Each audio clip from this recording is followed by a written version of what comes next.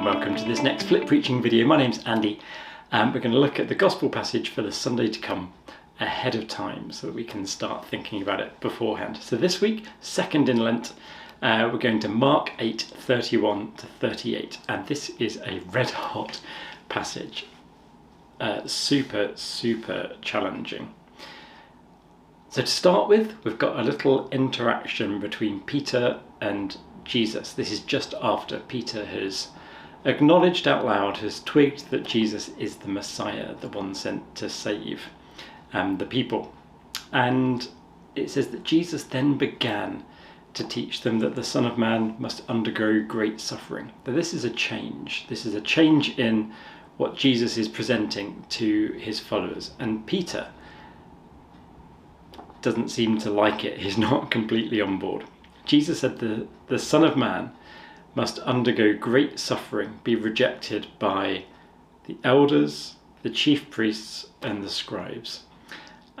So the religious authorities, the ones who are here, their job is to tell people about God and to be God's people on earth. These are the people who reject God on earth. Distinct irony. And Peter doesn't like the fact that Jesus is going to be rejected by these people and be killed.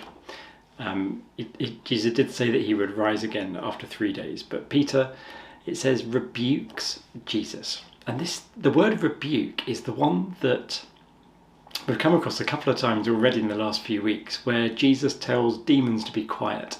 It's what he says to the sea. It's this be still word. Peter treats Jesus like he's demon possessed, which is fascinating. Peter misjudges it completely. But then Jesus turns it around and says to Peter those famous words, "Get behind me, Satan. You're setting your mind not on divine things, but on human things." So straight away, we put ourselves in Peter's shoes. We've got to think about whether we're guilty of doing the same thing, of having too much of a human perspective on things and not enough of a divine perspective on things. You kind of feel sorry for Peter because he was obviously human, he wasn't divine, but I think Jesus is saying that we need to kind of shift and look ahead, look up from where we are and see things as he sees things. Peter's objection seems to be about the fact that Jesus had to go through suffering. He was expecting the Messiah to defeat the enemy in a kind of in a victorious military sense, perhaps. And then from verse 34 on, the focus shift. This is now Jesus talking. Oh, incidentally, I meant to say, when Jesus said, "Get behind me, Satan," that wasn't get away from me. It's get behind me. It's kind of get back in, get back in line, follow me. It wasn't a rejection. It was just a rebalancing of who's who. So in verse 34 onwards, he calls the crowd, and the word used for calling the crowd is the same. It's a kind of military term. It's a kind of he gathered his army, and then Jesus lets rip with what it means to follow him. And the words are so difficult. He said, "If you want to follow me, you have to deny yourself." And I wonder what that means, to deny yourself. One of the commentaries I read, I think, gave something which helps me to make sense of this paradox.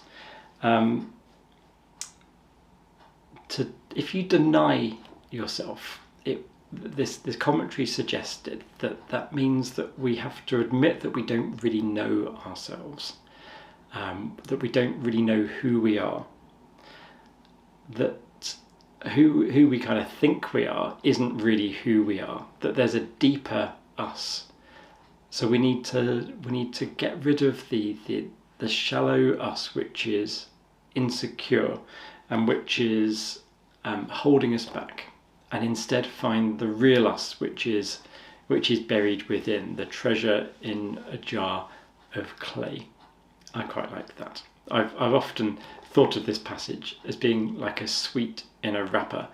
The purpose isn't the wrapper, the purpose is the sweet inside it. So we need to get rid of the wrapper and uncover who God has made us to be, who God wants us to be. I think perhaps that's what Jesus is getting at. Perhaps it's a more strict thing than that. He said you must take up your cross, and that meant, to be crucified meant you had to confront the ruling powers, you had to be a dissident, you had to be a troublemaker. And perhaps Jesus is saying a bit of that here. We need to let go of our comfy life and instead do what's necessary. Confront modern day equivalent of the elders, the chief priests and the scribes, the people who keep God's grace and goodness under tight wraps. We need to face up and challenge that whenever we see it, even though it can be costly and it can cost us our comfort and possibly our peace. Jesus says that we have to lose our life in order to find it. And again, I think that kind of unwrapping a sweet model works for me here. We've got to lose parts of our life so that we can find the true life, which is rooted in God, the God who made us in the first place, the God who loves us, created us to be a certain way. And it's so easy to build up and accumulate rubbish through life, accumulate wrappers. I think it's saying we need to get rid of those wrappers. The last part of this, verse 38, is really hard to read. If we're ashamed of Jesus and his words, he will be ashamed of us. Now, the language is really different here. It's